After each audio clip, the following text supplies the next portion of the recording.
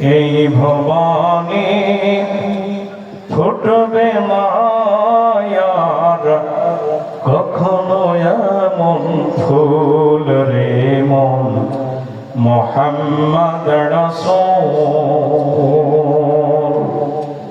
এই ভবানী ফুটবে মায়ার কখনো এমন ফুল রে মন মুহাম্মদ রাসূল। আলো হয়ে ভেঙেছিলে সকলেরই ভুল, সকলেরই ভুল রে মন মুহাম্মদ রাসূল। এই ভবানী ফুটবে মায়ার কখনো এমন ফুল রে মন মুহাম্মদ রাসূল। প্রিয় ভাইরা আমার, আজকে যে সূরাটা তেলাওয়াত করেছি 21 নম্বর পারা, সূরার নাম সূরা সাজদা। এটা মক্কায় অবতীর্ণ। এই সূরায় আয়াত আছে 30। সেখান থেকে আমরা প্রথম এবং দ্বিতীয় নম্বর আয়াত তেলাওয়াত করেছি। আল্লাহ সুবহানাহু ওয়া তাআলা বলছেন, তানজিলুল কিতাবি লা রাইবা ফীহি মির রাব্বিল আলামিন। তেলাওয়াত করলে আল্লাহু আকবার বলবেন। জোরে বলেন তো কি বলবেন? সবাই দুই হাত তুলে মেহেরবানি করে বলেন, আমার আকাশ বাতাস মুখরিত করে আমার আল্লাহকে সাক্ষী রেখে গুনাহ মাফের ওসিলায় এই কোরআন এমন একটা কিতাব, একটা অক্ষরের পিছনে পিছনে কমসে কম 100টা সওয়াব আমার আপনার আমলনামায় যোগ করতেছেন। জোরে বলেন তো কে? শুধু এখানেই শেষ নয়, নবীজি বলেছেন কোরআনের জন্য সামান্য একটু সময় যদি কেউ ব্যয় করে 60 বছর দাঁড়িয়ে নফল ইবাদত করলে যে সওয়াব, সেই সওয়াব আপনার আমার আমলনামায় জমা করে দেন। জোরে বলেন তো কে? এখানেই শেষ নয়, একটানা 500 রাকাত নামাজ যদি কেউ দাঁড়িয়ে দাঁড়িয়ে পড়তে পারে, তাহলে একটানা 500 রাকাত নামাজ পড়লে যে সওয়াব, সেই সওয়াবটা সামান্য একটু কোরআনের ওসিলায় যদি আমরা দিতে পারি, এই সওয়াবটা আমার আপনার আমলনামায় জমা করে দেন। জোরে বলেন তো কে? আল্লাহু আকবার। যদি পড়তে পারেন 80টা সওয়াব আপনার আমলনামায় যোগ হবে, শয়তান পালিয়ে যাবে, অতীতের জীবন জিন্দেগীর গুনাহ মাফ করবেন। জোরে বলেন তো কে? সবাই বলে লিল্লাহি তাকবীর। আল্লাহু আকবার। তানজিলুল কিতাবি লা রাইবা ফীহি মির রাব্বিল আলামিন।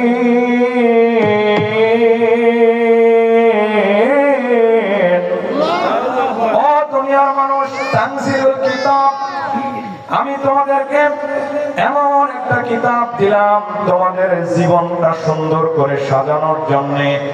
যে কিতাব দিয়েছি মনে রাখো, এই কিতাব কোন সাধারণ কিতাব নয়। অতীতে আদম আলাইহিস সালাম থেকে শুরু করে নিয়ে ঈসা আলাইহিস সালাম পর্যন্ত যতগুলা কিতাব দিয়েছে, এই কিতাব হলো ডাইরেক্ট কাগজের লেখা পুস্তক আকারে দিয়ে দিয়েছি, 1 মিনিট বা 2 মিনিটে দিয়ে দিয়েছি।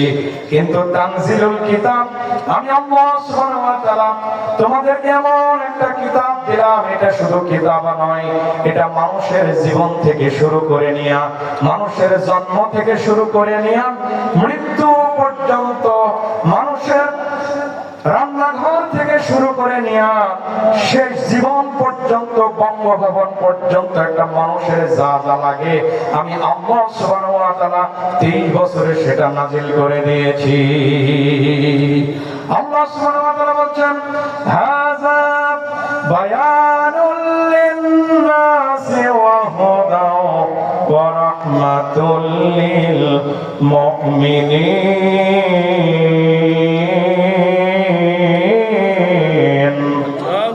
আল্লাহ সুবহানাহু ওয়া তাআলা বলেন, হাযা বায়ানুল লিন-নাস, ও দুনিয়ার মানুষ, আমি এমন একটা কিতাব তোমাদেরকে দিলাম, যে কিতাবটা 1 নয় 2 নয় 23 বছরে নাজিল করেছি। প্রাণের ভাইয়েরা আমার ভালো করে শোনেন, এই কিতাবটা প্রথমে আসমানকে দিতে চেয়েছিল, আসমান বলেছে এই কিতাব দিতে দেরি হবে, কিন্তু আমি গোড়া গোড়া হয়ে ধ্বংস হয়ে যেতে দেরি হব না। কিতাবটা জমিনের উপরে দেওয়ার কথা ছিল, জমিন সাহস পায় নাই। কিতাবটা পাহাড়ের উপরে দেওয়ার কথা ছিল, পাহাড় বলছে আমি সমুদ্রের সাথে মিশে যাব। আল্লাহ সুবহানাহু ওয়া তাআলা বলছেন লাউ আনজালনা হাযাল কুরআনি আলা জাবালিন লারাআইতা খাশিয়াম মুতাসাদ্দিয়াম মিন খাশিয়াতিল্লাহ ওয়া তিলকাল আমসালু নাদরিবুহা লিন-নাসি লাআল্লাহুম ইয়াতাফাক্কারুন।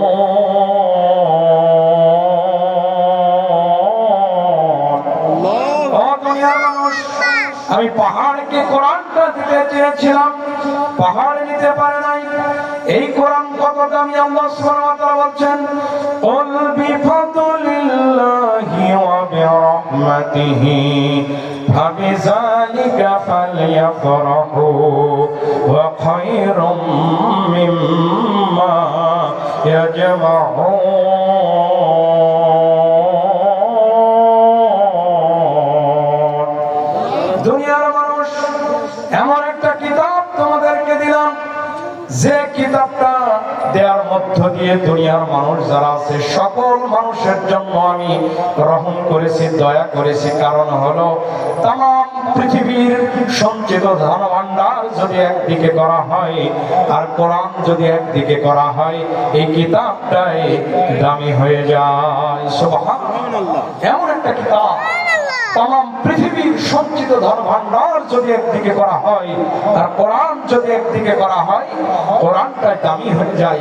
প্রিয় বন্ধুগণ আমার, আমি আপনাদেরকে এই ভাই উঠতেছেন, কোরআন এক একটা সওয়াবের কতগুলো অক্ষরের সওয়াব আছে। আর প্রধান বক্তা আসতেছেন চাঁপাইনবাবগঞ্জ থেকে, সে যদি আপনাদের এই অবস্থা দেখে তাহলে তো একটু আমাদের এলাকার জন্য একটু দৃষ্টিকটু দেখায়। কি বলেন আপনারা?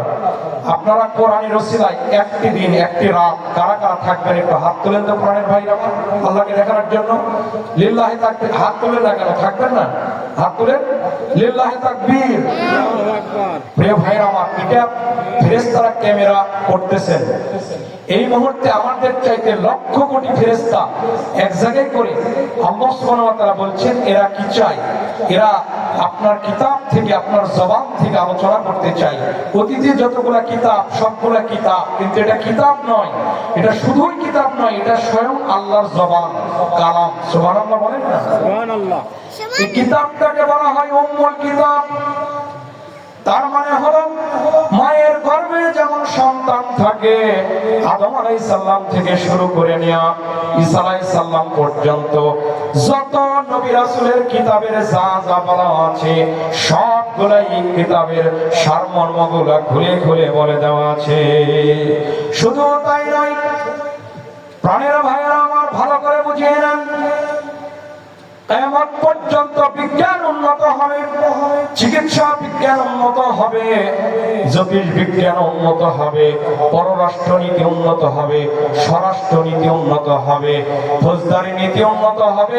যতই উন্নতর শিকার হবে, সবগুলা উন্নতর মূলদণ্ড চাবিকাঠি হলো এই কিতাব। চিৎকার দিয়ে বলেন সুবহানাল্লাহ। এই কিতাব পড়বে যারা ইমানদার হবে, তারা ইমানদার হবে, তারা হেদায়েত পাবে, তারা হেদায়েত পাবে, তারা জান্নাতে যাবে, তারা। চিৎকার দিয়ে বলেন ঠিক কিনা আপনারা? এই কিতাবের একটা করে শব্দ পড়তে দেরি হয়। প্রাণের ভাইরা ভালো করে বুঝিয়ে নেন, একটা করে শব্দ পড়বেন, ঈমানটা বাড়ায় দিবেন। জোরে বলেন তো কে? আল্লাহ সুবহানাহু ওয়া তাআলা বলছেন ইন্নামাল মুমিনুনা আল্লাযীনা ইযা যুকিরাল্লাহু ওয়াজিলাত কুলুবুহুম ওয়া ইযা তুলিয়াত আলাইহিম আয়াতুহু زادتهم إيمانا وعلى ربهم يتوكلون। প্রেম বাগানে ফুটবে যেদিন ফুল,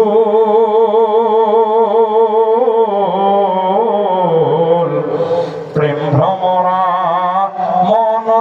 তোর হইবে রে আকুল, দেখিলে ছবি পাগল হবি তোরা, কাঁদবি বসে নিরালাই মায়ার, নবী আমার যেই দেশে ঘুমায়। প্রাণের ভাইরা আমার, আল্লাহ সুবহানাহু ওয়া তাআলা বলছেন এই কিতাবের একটা শব্দ যদি এক পাল্লায় তুলে দেওয়া হয়, আদালতে আখিরাতে আমাদের নেকের আমল ভারী করে দিবেন যিনি, জোরে বলেন তো তিনি কে?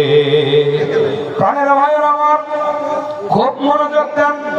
দাউদ আলাইহিস সালাম আল্লাহ সুবহানাহু ওয়া তাআলাকে একদিন বললেন, প্রভু আপনি যে পাল্লা দিয়ে, দাড়ি পাল্লা দিয়ে আপনি ওজন করবেন, এই দাড়ি পাল্লাটা কেমন? দাড়ি পাল্লা আল্লাহ সুবহানাহু ওয়া তাআলা দাউদ আলাইহিস সালামকে দেখাতে দেরি হলো, দাউদ আলাইহিস সালাম অজ্ঞান হয়ে জমিনে পড়ে যেতে দেরি হলো না। সুবহানাল্লাহ। দাউদ আলাইহিস সালামের জ্ঞান ফিরে পেল। আল্লাহ সুবহানাহু ওয়া তাআলা জিজ্ঞেস করলেন, দাউদ তুমি দাড়ি পাল্লা থেকে অজ্ঞান হয়ে কেন গেলা?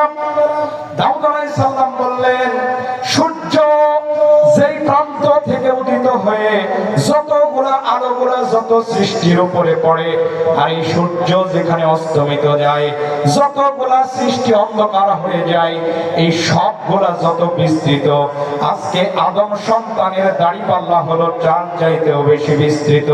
তার মানে বোঝা গেল মাশরিক থেকে মাগরিব পর্যন্ত যত বিস্তৃত, দাড়ি পাল্লাটা হলো তার চাইতেও কিয়ামতের দিন বেশি বিস্তৃত, লম্বা।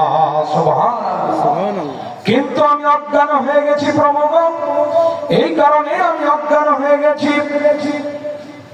আখেরি জামানার পয়গম্বর আমি শুনেছি তাদের বয়স 50 বা 60 বছর হবে। ডাক্তারের কাছে যাবে, বলবে সকালে রুটি খাওয়া, দুপুরে এক মুঠ ভাত, আর রাতে খাওয়া হবে না। কি বলছো? ডায়াবেটিস হবে। কথা বলেন না কেন? কিন্তু এই আমল নিয়ে এত বড় দাড়ি পাল্লা কিভাবে পূর্ণ করবেন? নবীজি আমার এই ঘটনা শুনে মুস্কি মুস্কি হাসতেছেন আর বললেন, তামনাউনাল মিজান আলহামদুলিল্লাহ। কোরআনের যদি সূরা ফাতিহার আলহামদুলিল্লাহ যদি ওই দাড়ি পাল্লার এক প্রান্তে তুলে দেওয়া হয়, আল্লাহর কসম এই বনি আদমের নেকটা সেদিন ভারী হয়ে যাবে। এটা হলো কোরআন। বুঝেননি মনে হয় এখন? এটা তাফসীরুল কোরআন, তাফসীর মাহফিল এটা। তার মানে একটা করে অক্ষর যদি আপনাকে তুলে দেওয়া হয়, সিরাত ইবনে হিশামে এসেছে বনি আদমের এক একটা সওয়াব হবে তুর পর্বতের সমান। সুবহানাল্লাহ বলতে পারেন না? দৈর্ঘ্য তুর পর্বতের 8 কিলোমিটার, প্রস্থ 8 কিলোমিটার, একটা করে সওয়াব হবে 8 কিলোমিটার। এইরকম সওয়াবটা আপনার পাল্লায় তুলে দেওয়া হবে। সুবহানাল্লাহ বলতে পারেন না? এটা হলো কোরআন। ভাইরা আমার, মুসা আলাইহিস সালাম আফসোস করতেন, প্রভু আপনার সাথে তো সরাসরি দেখা করতে এসেছি, তাই নাকি? হ্যাঁ। কিভাবে দেখা করা যায়? মুসা আলাইহিস সালামকে বলা হলো 40 দিন রোজা রাখো, তারপরে আসো। যাওয়া হলো, বলছে প্রভু আপনি কোথায়? বললেন আমি তুর পর্বতের নিচে। আমি কোথায়? আপনি নয় তুর পর্বতের উপরে। নো, বাইনি ওয়া বাইনাকা 70 আলফা হিজাব, কুল্লু হিজাব আলফা সানা। নবী মুসা, তোমার এবং আমার মধ্যে আমি রব বললাম, এক নয় দুই নয়, 70,000 নূরের পর্দা আছে। কুল্লু হিজাব আলফা সানা, এক একটা পর্দা 100 বছরের রাস্তা। মুসা, তোমার এবং আমার বর্তমান দূরত্ব 70,000 নূরের পর্দার ওই পারে তুমি মুসা, আর এই পারে আমি স্বয়ং আল্লাহ আরশে আজিমের মালিক। আমি কথা বলছি তোমার সাথে। বলেন না সুবহানাল্লাহ। তারপরে অজ্ঞান হয়ে পড়ে গেছিল, 4 দিন কোনো জ্ঞান ছিল না। সাতাহাটা উম্মতি, এমন একটা উম্মত আসবে, আখেরি জামানার উম্মত আসবে, যারা বসে আছে শিহাব ভাই, বাচ্চা ভাই, পরিচালক আপনি ভালো করে প্রবীণ, এই মাহফিলের সবচেয়ে কষ্ট করেন এই লোকটা। আপনারা যারা বসেন ভালো করে শোনার চেষ্টা করেন। নবীজি আমার বলছেন সাতাআতা উম্মতি, এমন একটা উম্মত আসবে, মুসা তোমাকে রোজা রেখে আসতে বলেছি কিন্তু কোনো রোজা রাখার দরকার নাই। আমি এই বান্দাগুলা আমাকে আল্লাহকে দেখে নাই, আখিরাতকে দেখে নাই, জান্নাত দেখলো না, ফেরেশতা দেখলো না, জাহান্নাম দেখলো না, না দেখে যারা কোরআনের মাহফিলে এসে একবার শুধু আলহামদুলিল্লাহ আল্লাহু আকবার বলে কোরআনের রঙে নিজেকে জীবনকে সুসজ্জিত করার সিদ্ধান্ত নিয়েছে, ওই বান্দার সাথে আমি ডাইরেক্ট কথা বলবো, কোনো পর্দা থাকবে না। কখন কখন কখন যখন ইচ্ছা তখন, এটাই সেই কালাম। বলেন না সুবহানাল্লাহ। আর কখন তোমরা ভুলে যাবা, 5 বার আমি ডাকবো। জোরে বলেন তো কয়বার? 5 বার মসজিদে ডাকেন কে? আল্লাহ। নামাজ পড়ার পর কি বলি আমরা? আলহামদুলিল্লাহি রাব্বিল আলামিন। আল্লাহর কসম, নামাজে দাঁড়িয়ে আলহামদুলিল্লাহ আল্লাহকে সঁপে দিবেন। এই কথা বলতে দেরি আপনার আমলের পাল্লা ভারী করতে যিনি দেরি করেন না, জোরে বলেন তো কে?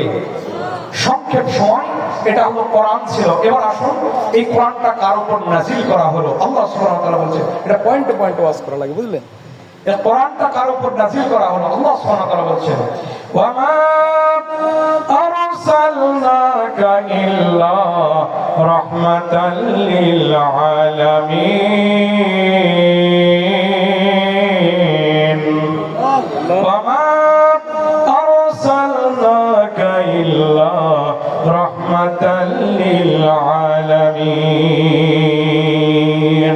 ওয়া মা আরসালনাকা ইল্লা রাহমাতাল লিল আলামিন।